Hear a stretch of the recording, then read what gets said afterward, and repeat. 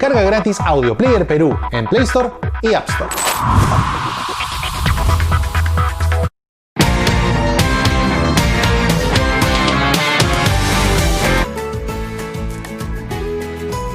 Son las 16 de la mañana y con mucha satisfacción recibimos como cada sábado a Monseñor Carlos Castillo, arzobispo de Lima.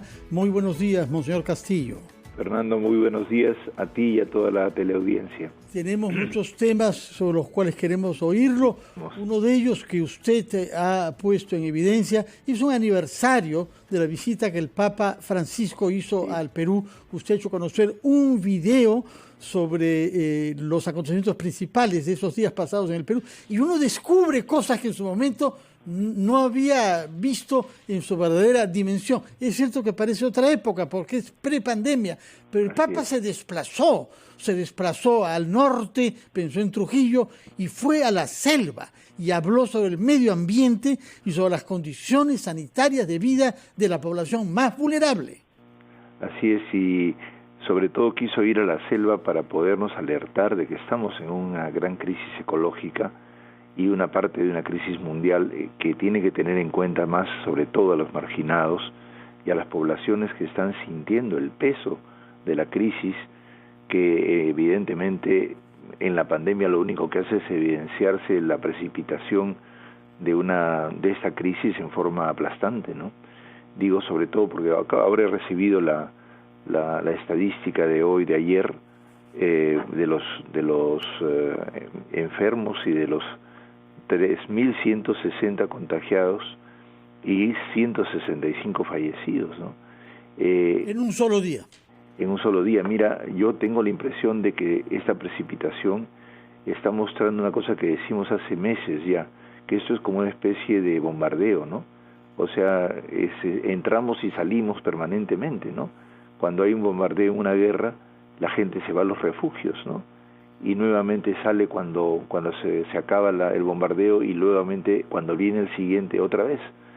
Y yo creo que es ya un modus vivendi que comienza, no sé cuántos años va a demorar esto.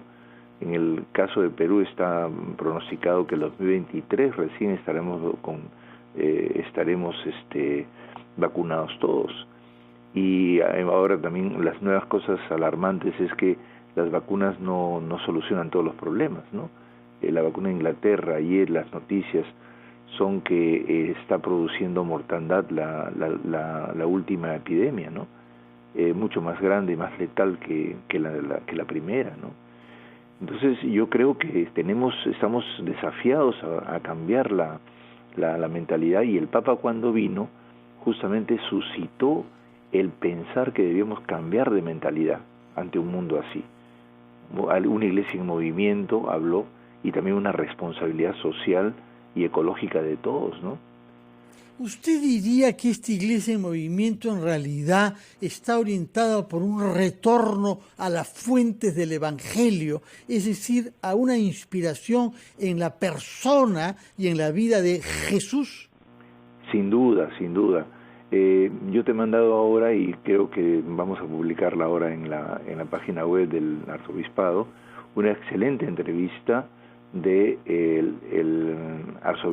obispo Grech, que es el secretario general del Sínodo, y él dice que una mentalidad estrictamente clerical que también existe en el laicado impide ver que tenemos que adorar al Señor, justamente como decíamos nosotros, en espíritu y en verdad, es decir, en unas nuevas formas. La forma evidentemente eucarística siempre será el corazón, pero se puede vivir de otras maneras. Se puede vivir en primer lugar sirviendo a la gente, como lo han hecho tantas personas. Él habla de las catedrales que hoy día son los hospitales, ¿no? Las nuevas catedrales de los hospitales, donde la gente ha entregado su vida para ayudar a otros. Gracias por esa entrevista que me ha hecho usted conocer con el cardenal Grech. Creo que es el primer cardenal de Malta en más de un siglo, ¿no? Creo que todavía no es cardenal, creo que le han puesto los entrevistadores, me parece. Pero lo será. De acuerdo. Bueno, ya. Ahora bien, él dice, todas las instituciones tienen que adaptarse y salir transformada de la pandemia. Y la Iglesia también, como las otras instituciones, por muy bimilenaria que sea, tiene que adaptarse. Incluso remonta lejos y cita la destrucción del templo de Jerusalén, que impidió, en la época del emperador Tito, que se pueda celebrar el culto en ese gran templo que había sido por Herodes, me parece, ¿no? Y sin embargo, la religión y sus prácticas rituales se mantienen desplazándose a los hogares. Y entonces pone ese ejemplo histórico bastante radical sobre lo que nosotros debemos hacer, es decir, adaptarnos a esta realidad y no salir por abajo, sino por arriba, con más fidelidad a los valores fundamentales.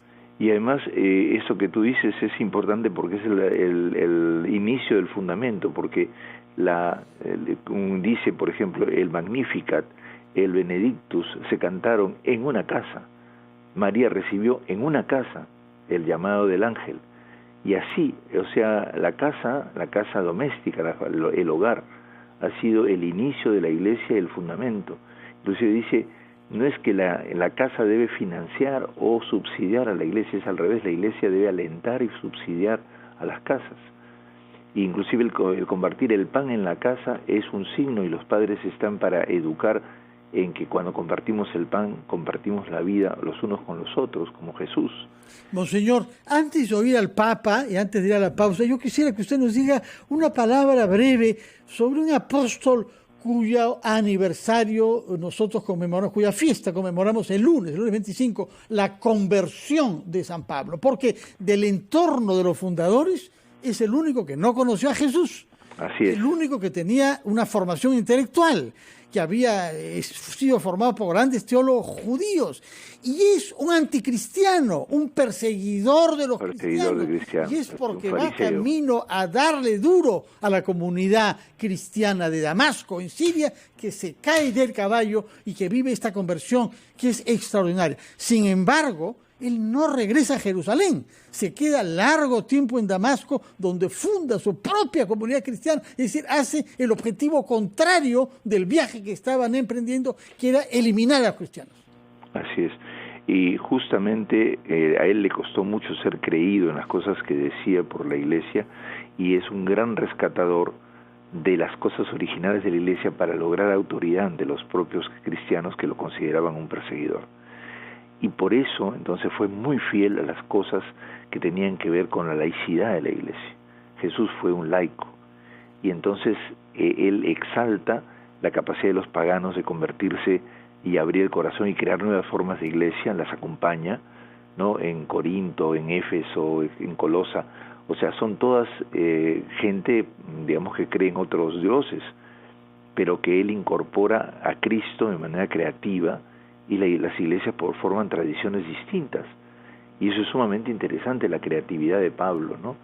Que además en ese sentido obedece a la iglesia, en el sentido de que la iglesia existió antes que él, y la iglesia doméstica, y entonces él se da cuenta, su conversión está en eso, en salir del judaísmo reglamentarista, ¿no?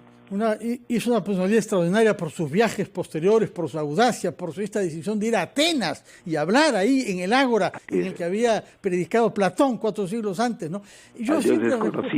Yo siempre recuerdo una entrevista de un filósofo francés, Jean Guiton, al Papa Paulo VI, al que le pregunta cuál de los apóstoles es el que se siente más cercano. Y Pablo VI dice, usted sabe, a mí no me gustan mucho las confidencias, pero pregúntese por qué escogí como nombre Paulo. Bueno, vamos a ir a una pausa, monseñor, y después retomamos nuestra entrevista. Vamos a una pausa.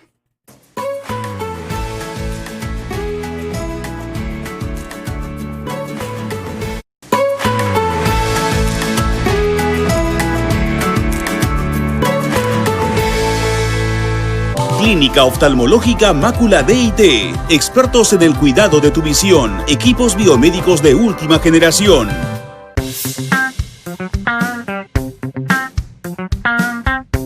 Hola, soy Walter Eizaguirre, experto en finanzas personales. Hoy día quiero hablarles de la mejor forma de hacer un presupuesto en tiempos de crisis. Lo más importante que tenemos que considerar son las cosas básicas con las cuales nosotros vamos a vivir, es decir, la alimentación, la vivienda y algún tipo de crédito u obligación que nosotros podamos tener pendiente. Al poder elaborar una lista de todas estas cosas, deberíamos de planificar un presupuesto para 3 meses. Con esto podremos saber nuestra situación financiera correcta y si vamos a incumplir alguna de nuestras obligaciones para poder tener un plan de contingencia que nos ayude a mantener nuestras finanzas ordenadas.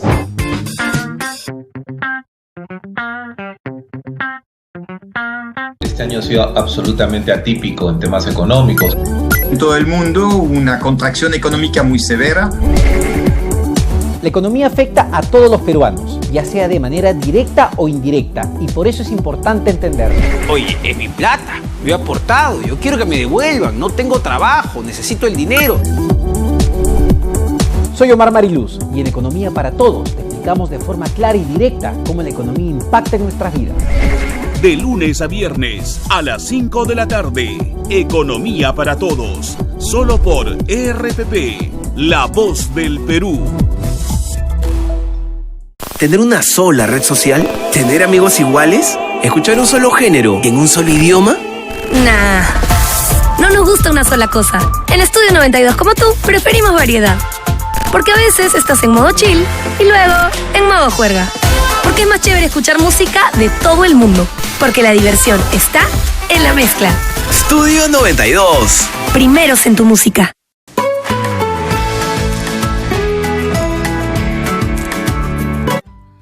Estamos celebrando la Semana de Oración por la Unidad de los Cristianos, que concluirá el 25 de enero, fiesta de la conversión del apóstol San Pablo. Durante estos días pedimos al Señor el don de la unidad para poder superar las divisiones entre los creyentes en Jesús. Él mismo, antes de la pasión, rogó al Padre por nosotros para que seamos uno y el mundo crea.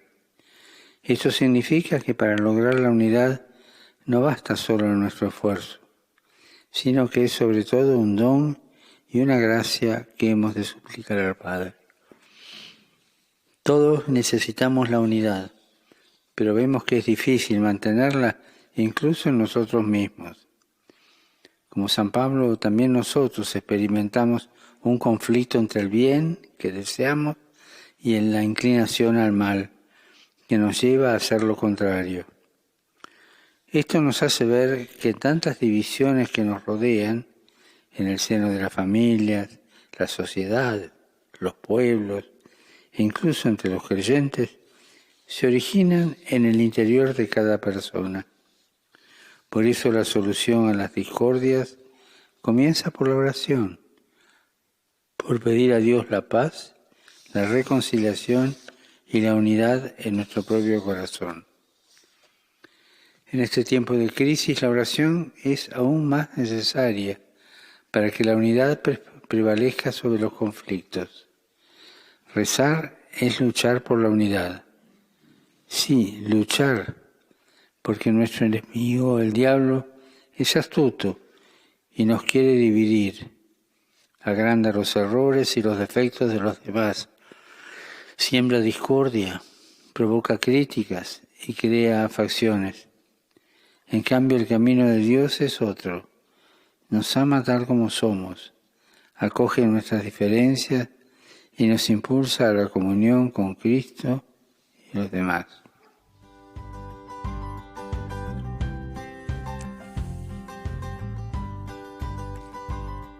Bueno, monseñores, hemos escuchado al Papa hablando en el Vaticano I sobre la conversión de San Pablo, y él lo toma como un símbolo de la unidad de los cristianos. En realidad este es un viejo reclamo. Ha habido un cisma en el año 1000 con los ortodoxos, después en el siglo XVI con los protestantes, y esta desunión se mantiene desde hace 1000 años.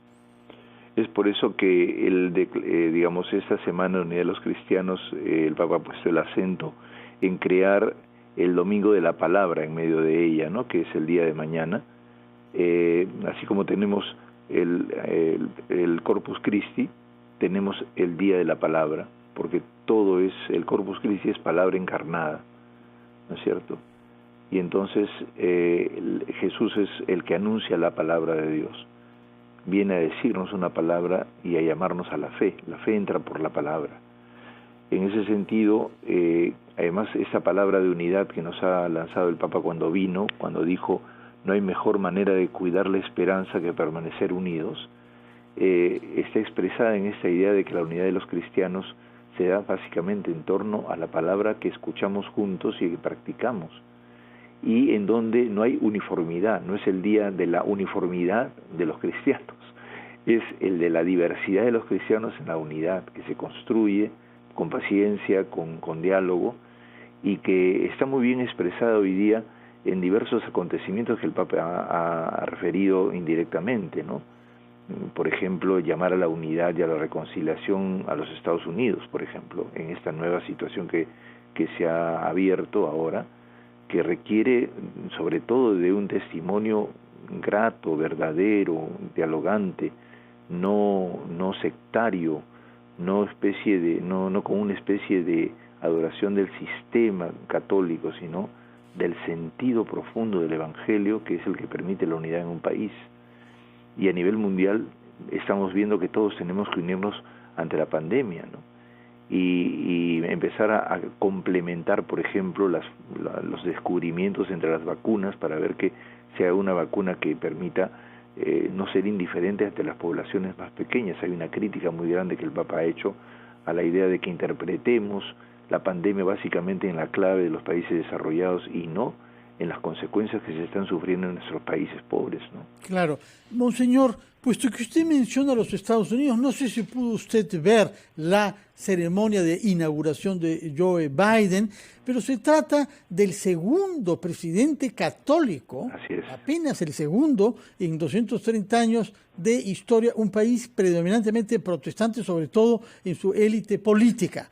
Y Joe Biden, aunque respetando el pluralismo, naturalmente, y el carácter laico del Estado, introdujo en la ceremonia algunos gestos, algunas notas de su identidad. Por una parte, hubo un jesuita, sacerdote católico, ex rector, creo, de la Universidad Jesuita de Washington, que tomó la palabra. Y luego él hizo una referencia a San Agustín, un santo, un padre de la iglesia de la época romana, de fines del Imperio Romano, y cuando se le preguntó por qué había pensado él en este filósofo de la antigüedad, dijo, bueno, porque mi parroquia católica de mi barrio se llama San Agustín. Entonces, ¿cómo vive usted desde acá esta presencia de un católico en el poder supremo de Estados Unidos? Bueno, yo también estudié en San Agustín, me inspiró mucho lo que dijo. Creo que estos signos están mostrando la apertura de Biden a un tipo de catolicismo que se ha ido gestando digamos desde el Concilio Vaticano II y que él retoma desde hace 50 años, y que creo que está, como sucede siempre con los concilios, su fruto se da mucho tiempo después. Y estamos viendo que el carácter profético de ese concilio ha abierto las puertas para que dialoguemos con este mundo y para que, como hacía San Agustín en la Civitate Dei, ¿no? en la ciudad de Dios, el reconocer que cuando se hace una ciudad humana, allí está presente Dios. No es que hay una ciudad de Dios separada de la sociedad humana, sino que hay que construir el sentido de Dios en el corazón, inspirar. Yo creo que de eso se trata en la perspectiva, no imponer el catolicismo, sino dialogar con las necesidades sociales. Evidentemente habrán temas polémicos también, pero en eso justamente se trata de ver cómo ayudamos a que el mundo encuentre su rumbo. Para eso Jesús en el Evangelio de mañana muestra claramente, anuncia el reino en medio de una situación adversa. Él sabe que Galilea y que el conjunto de Israel está en una crisis gravísima, y entonces anuncia el reino de Dios, que es lo que ha dicho el Papa hace poco, ¿no? En medio de la adversidad, Dios tiene una palabra que decir, que es la última palabra, que no solamente es la última final, sino la palabra de los últimos, y rescata la situación desde hacer volver la cara a quien más sufre una situación. Esto es un punto de vista novedoso que el Evangelio trajo por una larga historia en donde lo más importante es que Dios habla siempre desde lo pequeño, desde lo último, desde el margen. Y a veces no pensamos así, pensamos que Dios habla desde el poder. Y en realidad el poder de Dios es el poder del amor, el de una madre que carga con su hijo y lo mira y dice qué lindo, todo salió bien, ¿no? El séptimo día de la creación. Hace fiesta por la alegría de su creación. En ese sentido yo creo que el Papa está queriendo acercarse de una manera fina, y yo creo que el presidente Biden probablemente se ha hecho eco de esa palabra para poder dar esos signos, pero signos de amistad, signos de diálogo y sobre todo de reconciliación en un país en donde hay muchas tensiones y donde ha bajado la calidad educativa y la inteligencia de la gente, ¿no? Según las estadísticas, ¿no? El índice de inteligencia también ha bajado, ¿no? Bueno, Monseñor, antes de separarnos, yo quisiera que como cada vez usted bendiga a los que nos están escuchando, a los creyentes y a los no creyentes, desearnos a todos virtudes necesarias para mantener la unidad en nuestro país y unidad en la lucha contra la pandemia, porque desdichadamente acá, como en otros países del mundo, en vez de unirnos en torno a una amenaza común, hay quienes siempre están tratando de aprovechar los problemas que generan la pandemia y el sufrimiento y la susceptibilidad y el malestar para algún provecho personal, político u otro, ¿no? Sí, yo creo que sería encantador realmente que más bien los distintos grupos que están en este momento en lead para las elecciones, más bien hicieran una especie de sumatoria de las cosas positivas para que juntos, según las proporciones en que entren en el Congreso o puedan llegar a la dirección del país, las cosas positivas que pueden proponer para complementarse y poder solucionar este problema, ¿no? Yo creo que nosotros estamos ante un desafío muy grande y uno solito no lo puede resolver, no hay ningún mago que lo pueda resolver, ¿no? Y en ese sentido llamamos a todos a que hagamos un esfuerzo inteligente por complementarse. Yo voy a dar la bendición a todo nuestro pueblo. Quiero unirme también a tu pesar en familiar, ¿no? por la partida de tu mami. Vamos a rezar por ella ahora y también por toda nuestra comunidad, por todos nuestros muertos que han desaparecido por otras enfermedades y por el COVID también. Muchas gracias, Monseñor. Padre bueno, tú que nos das la vida por medio de nuestras madres, y muchas de ellas nos han dejado, unas por su vejez, otras por sufrimiento de enfermedades y otras por el COVID. Te damos gracias por su vida y te pedimos que nos des la capacidad de regresar al fundamento más íntimo del amor de la madre para darnos sentimientos de compasión y de solidaridad en esta pandemia. Y ayúdanos a agradecer todos los dones que nos has dado tú a través de nuestras madres, y danos también la capacidad de desde nuestros hogares fortalecer nuestra fe y crear modos nuevos de vivir con alegría y esperanza en nuestro país. Danos la unidad que la necesitamos. Bendiga el Señor a nuestro pueblo y a todos nosotros en medio de estas dificultades, en el nombre del Padre, del Hijo y del Espíritu Santo. Amén.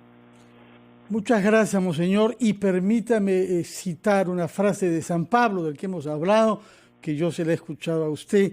¿Dónde está, muerte, tu victoria? Sobre todo si sabemos permanecer unidos en el amor y en la memoria de los que amamos. Muchísimas gracias. Muchísimas gracias a ti. Muy buenos días, Monseñor. Gracias, un abrazo. Ha sido Diálogos de Fe con Monseñor Castillo, arzobispo de Lima. Ponemos acá punto final a este programa y les deseamos pasar un sábado, en la medida de lo posible, con satisfacciones, cuidándonos y cuidando a los demás, porque la situación del contagio, como sabemos, se ha agravado. Muy buenos días.